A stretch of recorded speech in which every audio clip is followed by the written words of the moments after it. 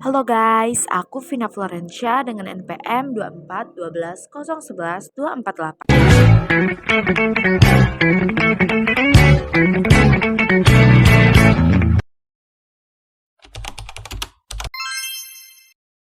Indonesia itu berasal dari Kepulauan Nusantara yang dihuni oleh berbagai suku dan kerajaan sejak ribuan tahun lalu. Setelah dijajah Belanda selama lebih dari 300 tahun dan diduduki Jepang selama Perang Dunia II, Indonesia akhirnya dapat memproklamasikan kemerdekaannya pada 17 Agustus 1945. Terus, kalian penasaran gak sih Indonesia itu menganut teori kedaulatan apa? Kalau menurut aku, Indonesia menganut teori kedaulatan rakyat. Kenapa teori kedaulatan rakyat? Ini dia alasannya. Yang pertama, dasar hukum Undang-Undang Dasar 1945. Dalam pasal 1 ayat 2 UUD 1945, secara eksplisit menyatakan kedaulatan berada di tangan rakyat dan dilaksanakan menurut Undang-Undang Dasar. Nah, ini menunjukkan bahwa kekuasaan tertinggi dalam negara berada di tangan rakyat.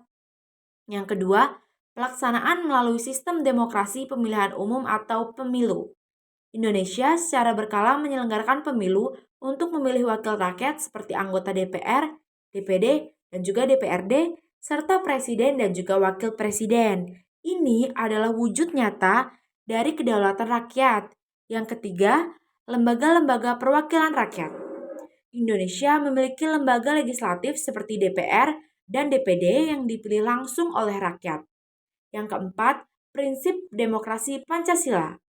Dalam sila keempat Pancasila yang berbunyi, kerakyatan yang dipimpin oleh hikmat kebijaksanaan dalam permusyawaratan perwakilan, yang berarti bahwa Indonesia menempatkan kedaulatan rakyat sebagai dasar pemerintahan dengan musyawarah dan juga perwakilan. Bukti-bukti nyata. Selain pasal 1 ayat 2 UUD 1945, pemilu, lembaga-lembaga perwakilan rakyat, dan prinsip demokrasi Pancasila, ada juga nih bukti-bukti lainnya. Yang pertama, pemilihan kepala daerah langsung atau pilkada. Rakyat memiliki hak untuk memilih langsung kepala daerah seperti gubernur, bupati, dan wakil kota.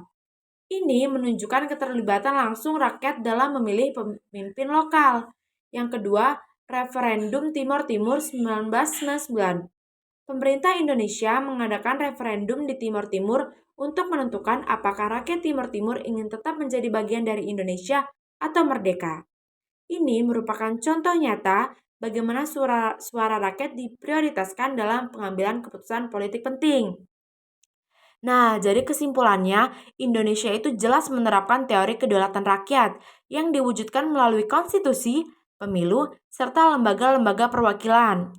Kekuasaan negara dipegang oleh rakyat dan dijalankan melalui mekanisme demokrasi yang dijamin oleh Undang-Undang Dasar 1945.